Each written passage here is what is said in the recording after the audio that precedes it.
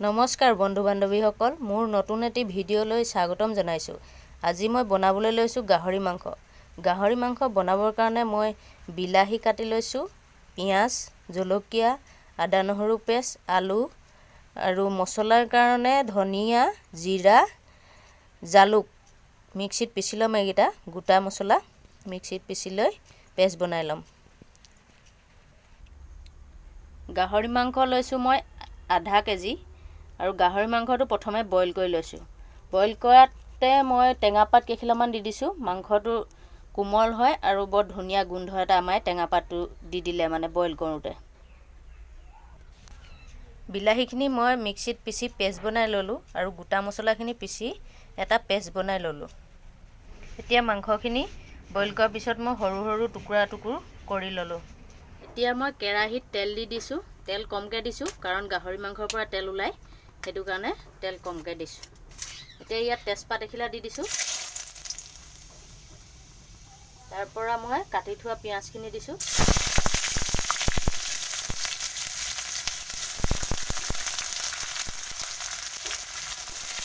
তাৰপৰা মই ইয়াত পিহি থোৱা নহৰু অকণমান দি দিছোঁ আৰু আদা অকণমান দি দিছোঁ। পিঁয়াজখিনি লৰাই দিছোঁ যাতে কিনাৰখিনি দেৰি নাযায়। পিঁয়াজখিনি লৰাই থাকিব লাগে, নহ'লে কেৰাহীত লাগি যাব। কেঁচা জলকীয়া দি দিছোঁ। জ্বলাটো আপোনালোকৰ নিজৰ অনুসাৰে দিব। আজি ডাৱৰীয়া বতৰ, সেইকাৰণে অকণমান জ্বলাকৈ বনাম মই গাহৰি মাংস।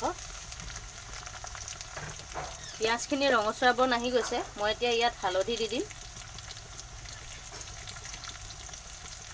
আপোনালোকে মাংস দিয়াৰ পিছতো হালধি দিব পাৰে, মই তেলতে হালধিটো দি লওঁ। ভালকৈ লাল মিৰ্চ পাউডাৰ দি দিছোঁ। জ্বলাটো অকণমান বেছি হ'বৰ কাৰণে, কালাৰটোও ভাল আহিব। পৰা অকণমান মিট মছলা দি দিছোঁ। মিট মছলাটো আপোনালোকে দিবও পাৰে, নিদিবও পাৰে। এতিয়া মই ইয়াত ধনিয়া, জিৰা, জালুকৰ পেষ্ট বনাই থোৱা পেষ্টটো দি দিছোঁ।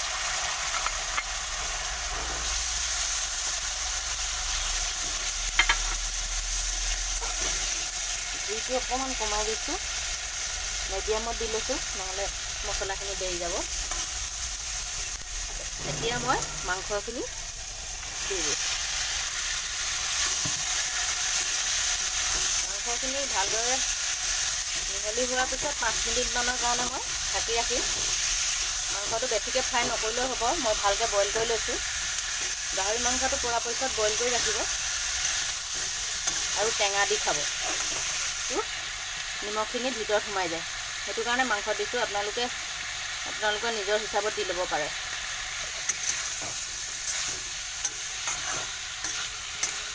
এতিয়া মই 5 মিনিটৰ কাৰণে ঢাকি দিছোঁ।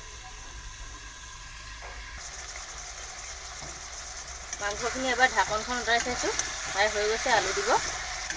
এতিয়া মই আলু দি দিম। আপোনালোকে আলু নিদিয়াকৈও বনাব পাৰে।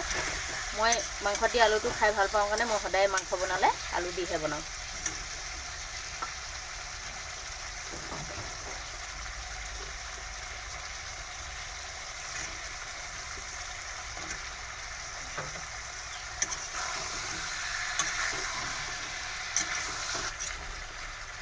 এতিয়া মই আকৌ 10 মিনিটমানৰ কাৰণে ঢাকি দিম।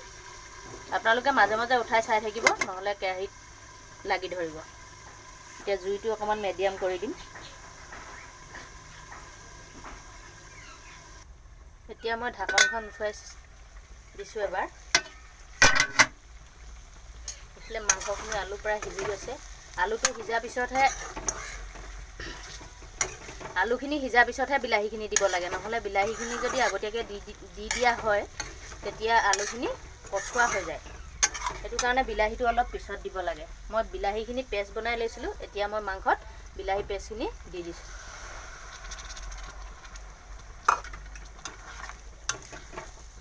এতিয়া গেছৰ ফ্লেমটো অলপ বঢ়াই লৈছোঁ মই।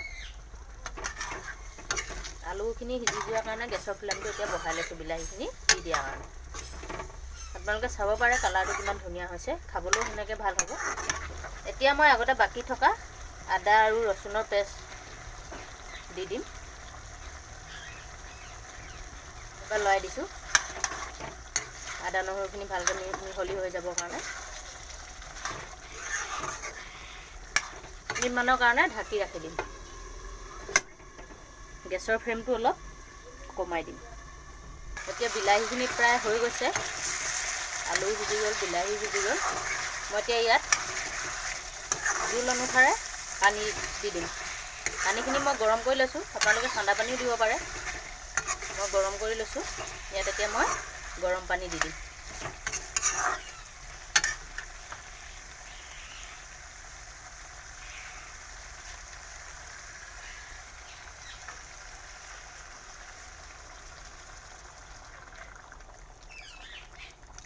এতিয়া উতল আহিবৰ কাৰণে মই আকৌ 10 মিনিটৰ কাৰণে ঢাকি দিম।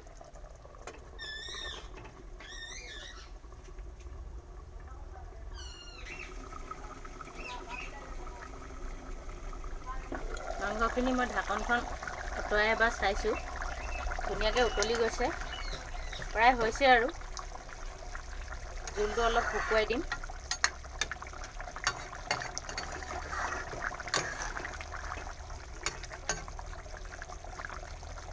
গ্ৰেভিটো মোক বহুত বেছি নালাগে, পানীটো অকণমান সৰহকৈ দিছোঁ মই ভালকৈ সিজিবৰ কাৰণে। 5 মিনিটৰ কাৰণে আকৌ ঢাকি দিছোঁ। এতিয়া মই ঢাকনখন উঠাই এবাৰ চাইছোঁ, মোৰ মাংস হৈ গৈছে। এতিয়া মই ইয়াত গৰম মছলা অকণমান দি দিম।